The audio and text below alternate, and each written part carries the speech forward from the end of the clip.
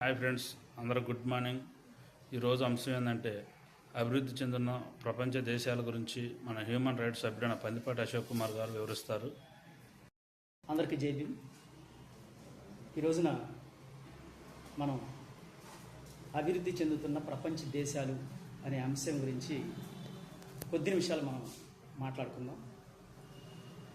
ఈరోజు ప్రపంచంలో చూసినట్లయితే అన్ని దేశాలు కూడా వారి వారి బాటలో అభివృద్ధి చెందడానికి ప్రయత్నాలు చేస్తున్నాయి. అదే సందర్భంలో భారతదేశంలో ఆ అభివృద్ధిని కాంక్షించకుండా కుల మత వివాదాలతో అట్టుడికిపోయేటువంటి పరిస్థితి ఈనాడు తాండవిస్తూ ఉంది. చూడండి, 100 సంవత్సరాల క్రితం క్రూచేడులు అనేటువంటి ఒక పేరుతో క్రైస్తవులు ముస్లింలు కొన్ని మత విభేదాల వలన మత యుద్ధాలు చేసుకున్నటువంటి పరిస్థితి ప్రపంచ దేశాల్లో కనపడతా ఉంది. ఆ సందర్భంలో వారి యొక్క ఆలోచన విధానం మనం ఈ క్రూచేడులు చేసుకున్నట్లయితే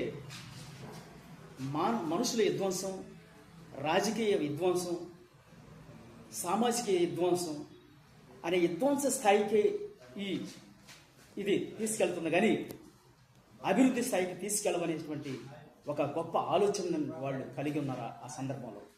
కనుక వాళ్ళు అప్పటితో యుద్ధాలు మానేసి వాళ్ళు వైజ్ఞానికంగా ఆవిష్కరణ కోసం వారు ప్రయత్నాలు చేశారు. అదే సందర్భంలో అమెరికా దేశంలో మరి వైద్యపరంగా అలెగ్జాండర్ ఫ్లెమింగ్ అనే అతను మరి ఒక ఔషధాన్ని కనిపెట్టాడు, పెన్సిలిన్ ఔషధాన్ని కనిపెట్టాడు. అదేవిధంగా బల్బును కనిపెట్టాడు. అది అనేకమైనటువంటి ఆవిష్కరణలు చేస్తూ వాళ్ళు ప్రపంచాన్ని గమ్యాన్ని ముందుకు తీసుకెళ్లారు ఒక 100 సంవత్సరాల క్రితమే. ఇప్పుడు భారతదేశానికి ప్రపంచ దేశానికి పోల్చుకున్నట్లయితే భారతదేశం 100 సంవత్సరాలు వెనకబడి ఉందని చెప్పేసి ఈ సందర్భంగా నేను ప్రజలందరూ తెలియజేస్తున్నాను. ఎందుకంటే వారు మత యుద్ధాలు అయిపోయినాయి, వాళ్ళ విధ్వంస కార్యక్రమాలు అయిపోయినాయి.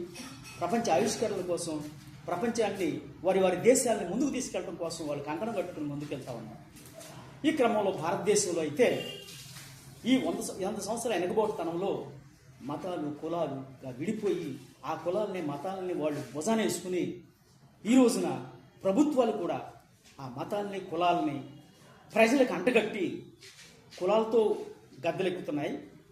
మతం యొక్క రాగద్వేషాలతో ఓట్లు వేయించుకుని ప్రజల చేత ఓట్లు వేయించుకుని ప్రజలు మోసం చేసి ప్రజలు మభ్యపెట్టి ఓట్లు వేయించుకుంటున్నాయి.